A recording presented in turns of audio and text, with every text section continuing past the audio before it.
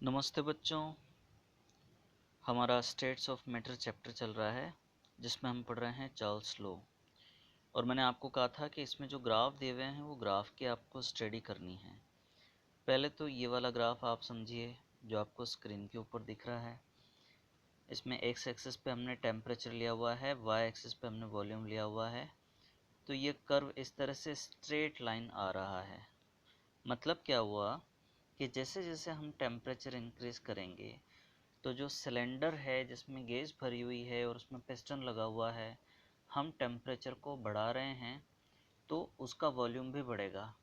हाँ, उसका pressure constant रखना है, सिलेंडर इतना फ्री हो कि वो एटमॉस्फेरिक प्रेशर के साथ में एडजस्ट हो सके, तो वो फ्रीली मूव करेगा, तो पिस्टन ऊपर की तरफ मूव करेगा, वॉल्यूम बढ़ेगा।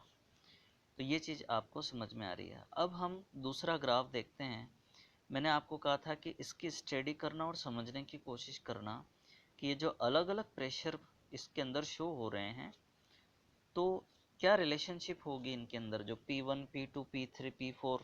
वैसे तो आपको स्क्रीन के ऊपर दिख रहा है, पता लग रहा है कि इसमें P1 सबसे कम है और P4 सबसे ज़्यादा है, लेकिन कैसे इसको हम समझें। देखिए, हम अगर ऐसा करें कि पिस्टन को लॉक कर दें, यानी अब वो मूव नहीं कर सकता, यानी वॉल्यूम ना तो कम हो सकता है ना ज़्यादा हो सकता है, लेकिन हम उसका टेम्परेचर हीट एनर्जी दे करके टेम्परेचर बढ़ाएं, तो क्या होगा, अंदर की तरफ प्रेशर बढ़ेगा। आप उसको हीट करोगे गैस को, तो जो प्रेशर है वो बढ़ेगा। मतलब ये हुआ कि जब आप पर्टिकुलर किसी पॉइंट से स्टार्ट करते हो तो जैसे जैसे टेम्परेचर बढ़ा रहे हो तो आप कंपैरिजन करके देखो, ये P1 वाला है, ये P2 वाला है और ये P3 वाला है। मतलब ये हुआ कि P1 जो प्रेशर है वो सबसे कम है। जब आप टेम्परेचर को इंक्रीज करते जा रहे हो तो प्रेशर बढ़ेगा उसके अंदर, तो P2 की वैल्यू ज़्यादा होगी और P3 की और ज़्यादा होगी और P4 की वैल्यू इन सब में सबसे ज़्यादा होगी। तो उम्मीद है आपको समझ में आया होगा। ये हम आगे बढ़ते हैं। टेम्परेचर वॉल्यूम से रिलेटेड कुछ एग्जांपल यहाँ पर है। जैसे ये फर्स्ट वाला एग्जांपल आप देख रहे हो, जो ये टिन का कंटेनर है, इसको गर्म पानी में रखा तो ये फूल गया। फिर ये बलून गुब्बारा, ये गर्मी के दिनों में तो फूला हुआ है या कमरे के अंदर ये फूला हुआ है, जबकि अगर बाहर ठंडे एनवायरनमेंट में अगर आप ले जाओगे तो वही गुब्बारा पिचक जाएगा। मतलब क्या हुआ, टेम्परेचर कम हुआ तो वॉल्यूम भी कम हो गया। इसी तरह से ये आसमान में उड़ने वाले बड़े गुब्बारे। फिर आप देखिए, गाड़ियों के टायर के अंदर हवा गर्मी के दिनों में ज़्यादा हो जाती है या सर्दी के दिनों में आप देखिए कम हो जाती है। फिर ये पिंग पोंग बॉल्स जो आपको पिचकी हुई दिख रही है, अगर इसको हल्का सा हीट करोगे, गर्म करोगे, तो ये वापस से फूल जाएगी और नई बॉल जैसी हो जाएगी। फिर ये ब्रेड हैं, केक हैं, ये जब हम इन फर्मेंटेशन का प्रोसेस होता है या बेकिंग सोडा इसके अंदर डालते हैं तो क्या होता है कि बेकिंग सोडा से जो गैस बनती है कार्बन डाइऑक्साइड, उसकी वजह से ये फूल जाता है, यानी इसका वॉल्यूम ज़्यादा हो जाता है। नेक्स्ट है गैलो-सॉक्स लॉ। ये क्या बोलता है कि वॉल्यूम को अगर हम कांस्टेंट रखें और टेम्परेचर बढ़ाएंगे तो गैस का प्रेशर भी बढ़ता है। अभी पिस्टन को लॉक करने वाला एग्जांपल हमने देखा था, ये वही चीज़ इंडिकेट कर रहा है। यानी हम बोल सकते हैं कि P is proportionate to T। जैसे जैसे टेम्परेचर इंक्रीज होगा वैसे वैसे क्या होगा, प्रेशर बढ़ता जाएगा, लेकिन कांस्टेंट क्या रखना है, N और V को कांस्टेंट रखना है। वॉल्यूम और number of mole of gases, इनको कांस्टेंट रखना है। फिर इसमें देखिए P upon T is equal to K3, ये कांस्टेंट होगा। K1 K2 हमने पहले देख लिया तो इसको आप K3 मान लीजिए। और दूसरा, अगर अलग अलग टेम्परेचर और प्रेशर हैं तो उनके बीच में रिलेशनशिप क्या होगी, P1 upon P2 is equal to T1 upon T2।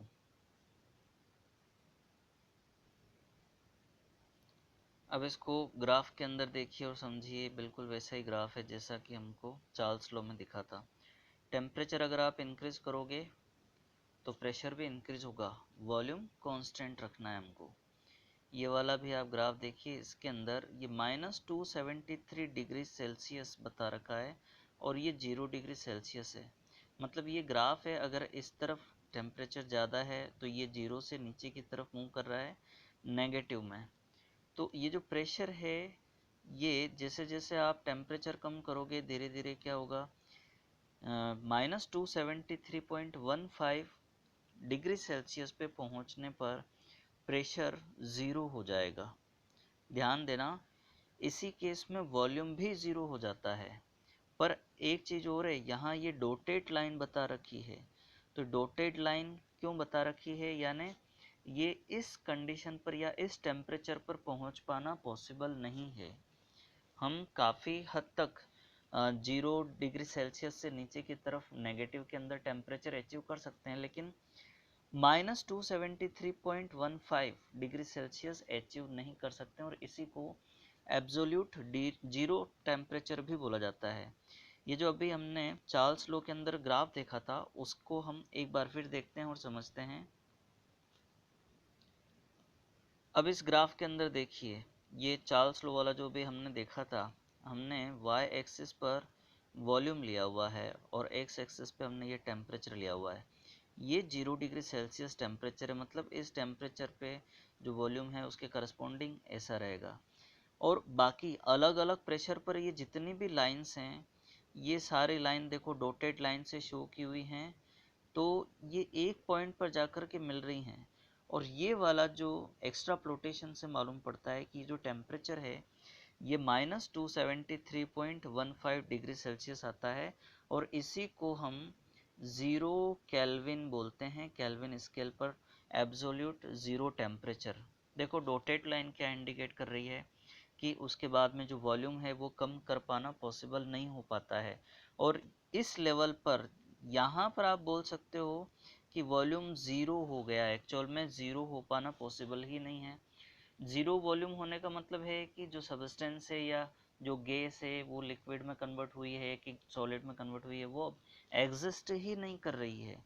तो ये चीज़ पॉसिबल नहीं है, ये केवल डॉटेड लाइन। तो ऑब्वियसली ये जो टेम्परेचर है, इस टेम्परेचर पर भी पहुंच पाना पॉसिबल नहीं है। अभी हम प्रेशर और टेम्परेचर वाला केस देखते हैं। इसके अंदर पहले इस ग्राफ को समझने की कोशिश कीजिए। ये ग्राफ क्या बोल रहा है, इसमें टेम्परेचर को हमने x एक्सिस पे लिया हुआ है और प्रेशर को हमने y एक्सिस पे लिया हुआ है। पर्टिकुलर आप ये टेम्परेचर 0 डिग्री सेल्सियस वाला ही देख लीजिए। इसके अंदर ये लाइन आपको दिख रही है, ठीक है।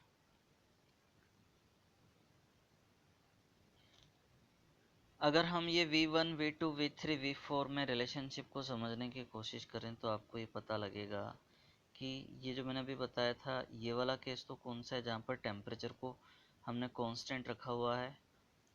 लेकिन अगर हम ऐसा देखें कि प्रेशर को कांस्टेंट रखें और टेम्परेचर को हम इंक्रीज करते जाएं, तो इसके अंदर एक स्ट्रेट लाइन आप इमेजिन कीजिए, इस तरह की स्ट्रेट लाइन। तो एक तो ये वॉल्यूम देखिए, एक ये वॉल्यूम, ये वाला ये V1 है, ये V2 है, ये V3 है और ये V4 है। ऑब्वियसली V4 की वैल्यू सबसे ज़्यादा होगी, क्योंकि प्रेशर को कांस्टेंट रखा हुआ है तो पिस्टन सबसे ज़्यादा फैलेगा। तो V4 हाई टेम्परेचर पर V4 की वैल्यू सबसे ज़्यादा है, उससे कम V3, फिर V2 और उसके बाद V1। फिर हम इस ग्राफ को देखें, इसमें ये जो डॉटेड लाइन है, इस टेम्परेचर पर -273.15 डिग्री सेल्सियस पर ये प्रेशर ज़ीरो हो रहा है। ऑब्वियसली इनका वॉल्यूम भी ज़ीरो हो रहा है। तो हालांकि इस टेम्परेचर पे पहुंच पाना पॉसिबल नहीं है, और इस टेम्परेचर को एब्सोल्यूट ज़ीरो यानी इससे कम टेम्परेचर संभव नहीं है, यानी जो केल्विन स्केल पर माइनस में टेम्परेचर संभव नहीं है, ठीक है। अब ये जो कुछ पॉइंट्स दिए हुए हैं, इन पॉइंट्स को हम देखें। हालांकि आप समझ चुके हैं ये पॉइंट्स। एट एग्जैक्ट -273, या यूँ कह दो कि -273.15 degree Celsius, the volume of a given mass of gas reduce to zero. अब ये -273 degree Celsius is equal to क्या होगा, 0 केल्विन के बराबर होगा। उसमें डिग्री नहीं लगती, ये ध्यान रखना। The temperature at which the given volume of gas reduces to zero is called absolute zero, that is 0 Kelvin or minus 273 degree Celsius.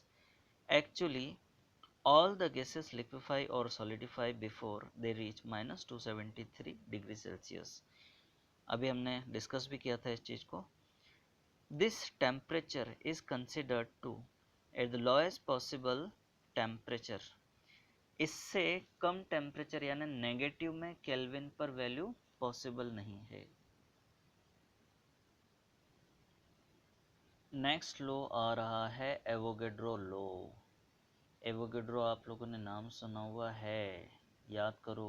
Avogadro number 9th और 10th में भी पढ़ा है आप लोगों ने, ठीक है। ये वही साइंटिस्ट है, केमिस्ट है।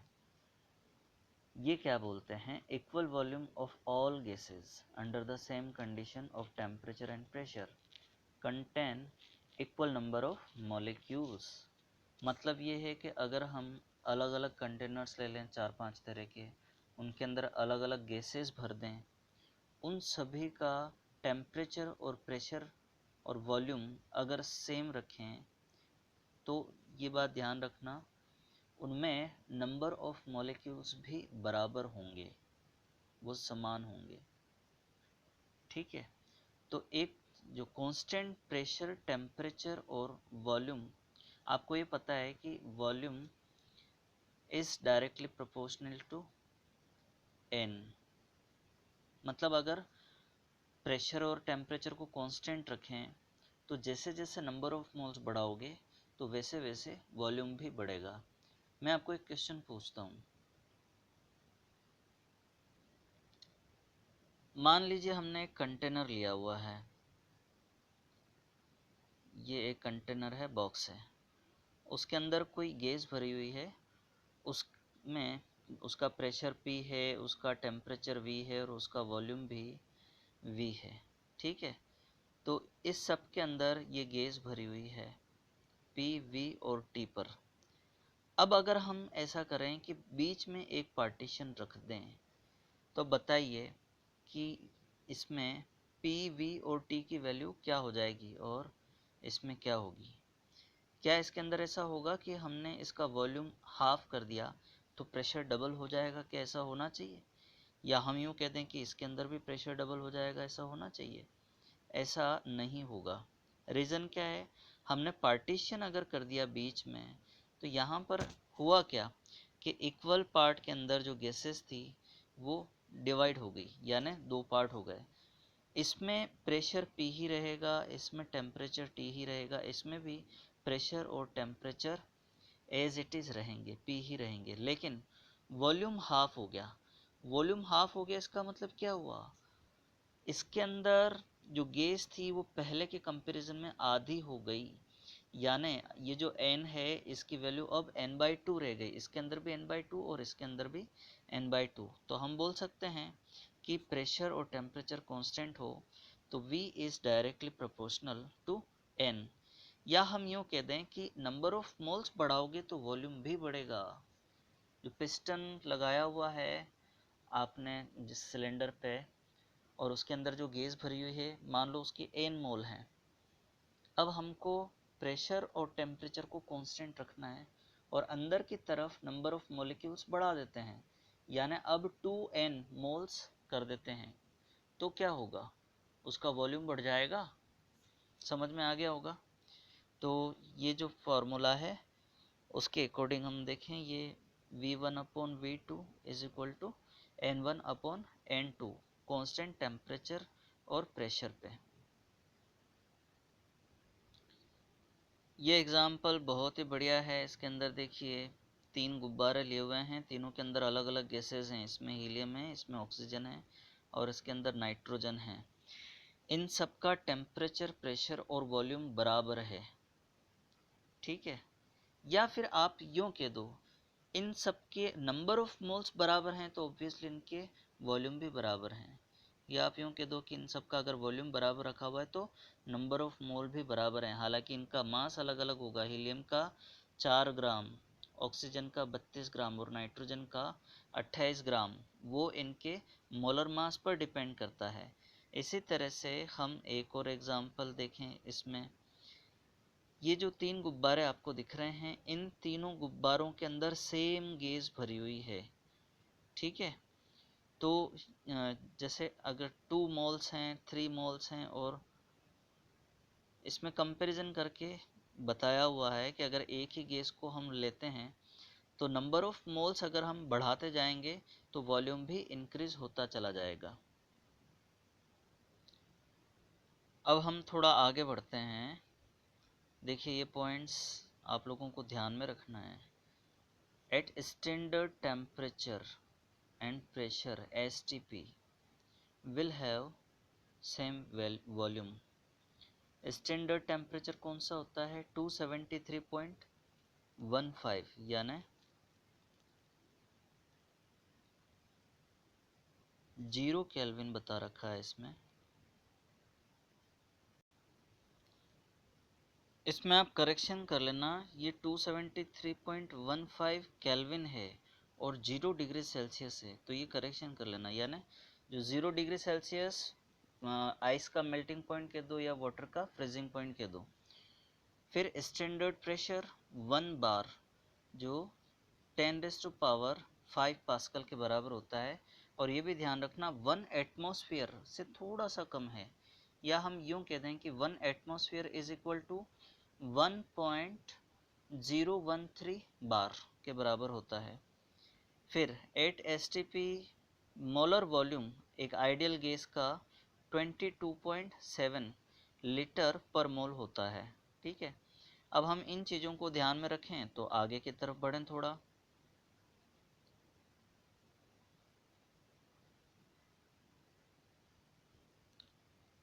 नाइन्थ क्लास में आपने पढ़ा हुआ है number of mole is equal to given mass upon molar mass. यहाँ पे ये वही है, जो स्मॉल n है नंबर ऑफ मोल है, ये गिवन मास और ये मोलर मास है। तो V is equal to K4n, यानी ये K4 एक चौथा कांस्टेंट हो गया। फिर हम देखें n की जगह पे हम small m upon capital M लिख सकते हैं, ठीक है। तो m is equal to K4 m upon V, ये भी लिख सकते हैं। यानी हमने इसको ट्रांसफ़र कर दिया यहाँ पे और इसको ट्रांसफ़र कर दिया यहाँ पे, तो सीधे सीधे हम बोल सकते हैं m is equal to K4d। यानी देखो बहुत सिंपल सी चीज़ है, मोलर मास अगर बढ़ेगा गैस का तो डेंसिटी भी बढ़ेगी। Therefore density of gas is directly proportional to its molar mass. थोड़ा सा हम NCERT से देखते हैं आइडियल गैस इक्वेशन और इसको डिराइव करें। देखिए ये आइडियल गैस इक्वेशन क्या है, हमने अभी कुछ लॉस पढ़े हैं। तो उसमें आपको पता है कि अगर टेम्परेचर को कांस्टेंट रखा जाए और n को कांस्टेंट रखा जाए तो volume is proportionate to 1/p। फिर कांस्टेंट प्रेशर और नंबर ऑफ मोल्स रखे जाएं तो volume is directly proportional to T। ये चार्ल्स लॉ है, ये बॉयल्स लॉ है, और एवोगेड्रो लॉ जिसमें P और T को कांस्टेंट रखा है, तो ये वॉल्यूम डायरेक्टली प्रोपोर्शनल होगा n के। अब हम ओवरऑल बोल सकते हैं V is proportionate to NT upon P, या हम बोल दें कि V is equal to R into NT upon P, ठीक है। या हम सीधे सीधे बोल सकते हैं PV is equal to NRT। तो ये आइडियल गैस इक्वेशन है। इसमें R एक प्रोपोर्शनलिटी कांस्टेंट है और इसको यूनिवर्सल गैस कांस्टेंट या आइडियल गैस कांस्टेंट भी बोलते हैं। इसकी वैल्यू R की वैल्यू SI यूनिट के अंदर 8.314 जूल पर केल्विन पर मोल होती है।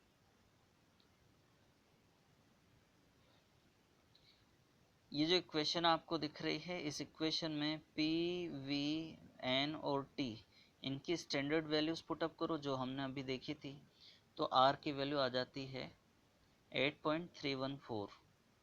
इसमें N 1 मोल हम आइडियल गैस का मान करके चलते हैं।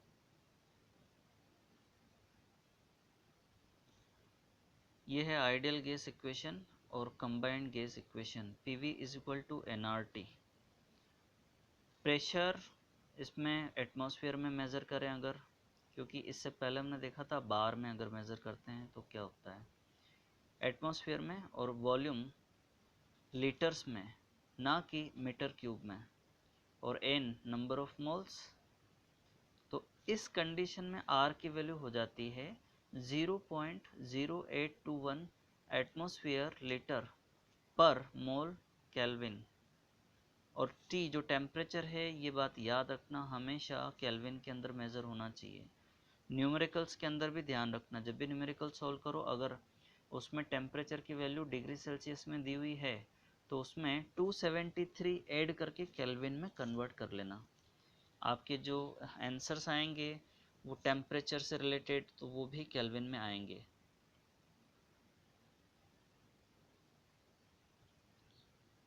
अब हम एनसीईआरटी की तरफ मूव करते हुए देखते हैं डेंसिटी और मोलर मास में रिलेशनशिप।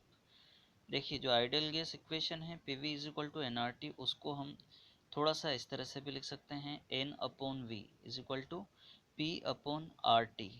लेकिन आपको ये पता है जो N है वो क्या है, नंबर ऑफ मोल्स, यानी given mass upon molar mass, यानी small m upon capital M। तो हमने क्या किया, जहाँ पर N था उसकी जगह पर हमने m/m रख दिया, गिवन मास अपॉन मोलर मास। दूसरी तरफ अगर हम देखें, इसी को थोड़ा सा मॉडिफाई करें इक्वेशन को, तो ये मास अपॉन वॉल्यूम क्या होता है, ये डेंसिटी होती है। तो D upon capital M is equal to P/RT भी लिख सकते हैं इसको। फिर हम थोड़ा आगे बढ़ें, इसमें इस इक्वेशन को रिवर्स कर दें तो हमको ये वाली इक्वेशन मिलेगी M is equal to DRT upon P। इससे हम मोलर मास मालूम कर सकते हैं किसी भी गैस का इस इक्वेशन को यूज करके। नेक्स्ट है Dalton's law of partial pressure. The total pressure exerted by the mixture of non-reactive gases is equal to the sum of the partial pressure of individual gases. P total is equal to P1 plus P2 plus P3 and so on.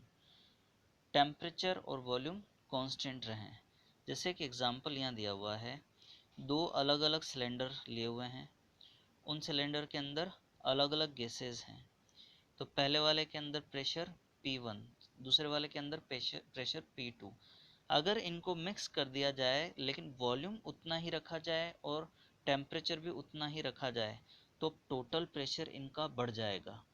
यानी अब ये जो final आपको दिख रहा है, इसके अंदर जो P टोटल है वो इन दोनों के प्रेशर के इक्विवेलेंट होगा, सम के इक्विवेलेंट।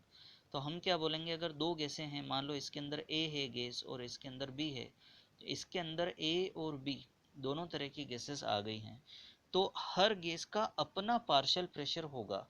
तो जो टोटल प्रेशर है वो इन दोनों के पार्शियल प्रेशर के सम के बराबर होगा।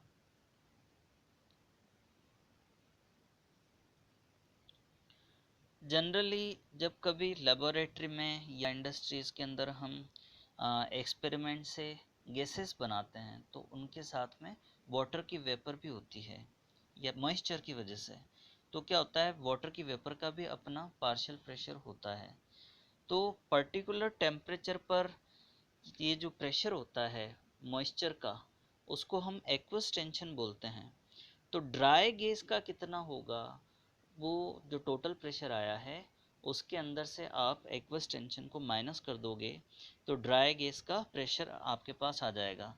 तो pressure exerted by saturated water vapour is called aqueous tension.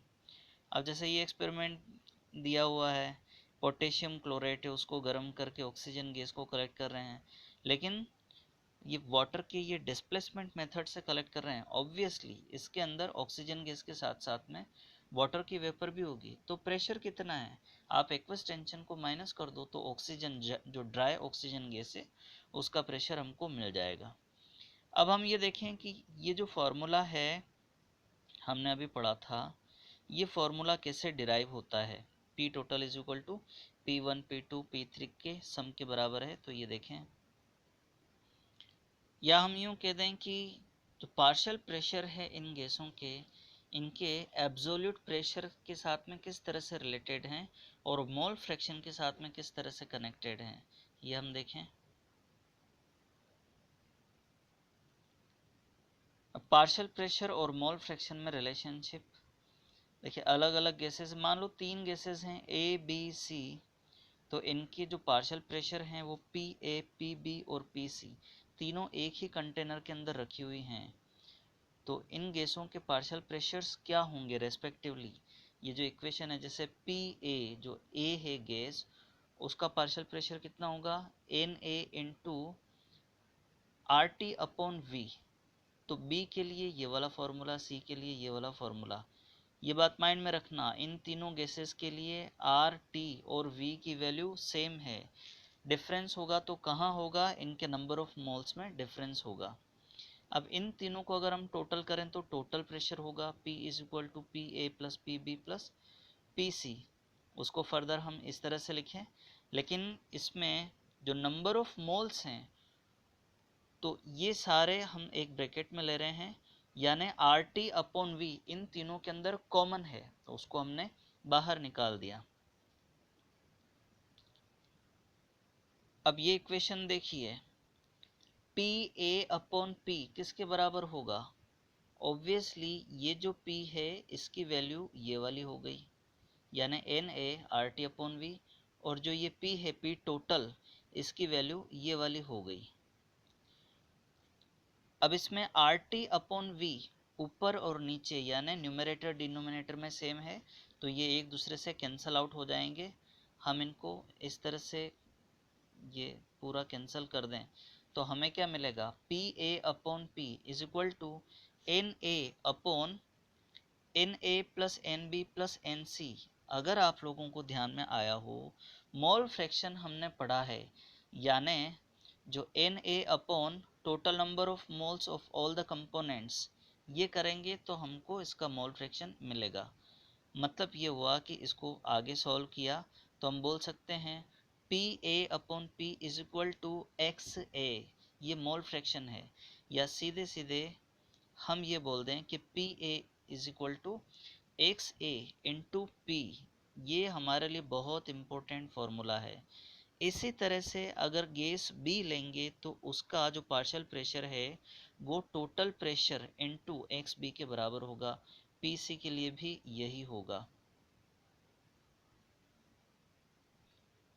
या हम बोल सकते हैं कि partial pressure is equal to mole fraction into total pressure. देखो ये ध्यान देना, यहाँ ये माइनस का साइन नहीं है, आप कंफ्यूज मत होना। ये मोल फ्रैक्शन पूरा अपने आप में एक वर्ड है, तो ये partial pressure is equal to mole fraction into total pressure. तो ये चीज़ क्लियर हो गई, समझ में आ गई आप लोगों को। तो बच्चों आज हम इतना ही रहने देते हैं, बाकी का हम नेक्स्ट वीडियोस के अंदर पढ़ेंगे। आप लोग नोट्स बना के मुझे भेजिएगा। Thank you.